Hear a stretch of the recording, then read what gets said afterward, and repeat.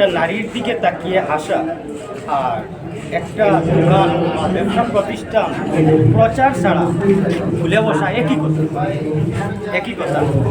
এই যে মেলাটা, এই মেলাটা এরকমই একটা কিছু হয়েছে যে প্রচার ছাড়া বই মেলা হচ্ছে। যেখানে প্রচার নাই সেখানে পাঠক লেখক অর্থাৎ ক্রেতা কীভাবে আসে কেউ জানে না। তো এখানে মেলা হচ্ছে এটা কেউ জানে না, কীভাবে এখানে ক্রেতারা আসবে।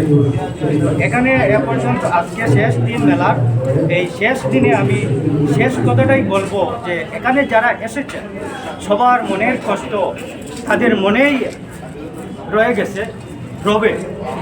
এখানে যারা এসেছেন লাভের উদ্দেশ্যে কেউই কিন্তু লাভবান হন নাই, সবাই ক্ষতিগ্রস্ত হয়েছে।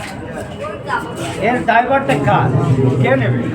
কিন্তু সবাই তো প্রকাশক, এ কারণে সবাই এখানে আসতে হয়েছে, তাদের বই আছে, প্রকাশনী আছে, এ কারণে আসতে হয়েছে একটু প্রচারের জন্য। এটুকু শুধু ফায়দা যে এটা ব্যানার টাঙ্গাইয়া রাখছে আর লোক আসতেছে, ঢুকতেছে, যাইতেছে আর ব্যানারের দিকে তাকাইতেছে, এটাই শুধু ফায়দা।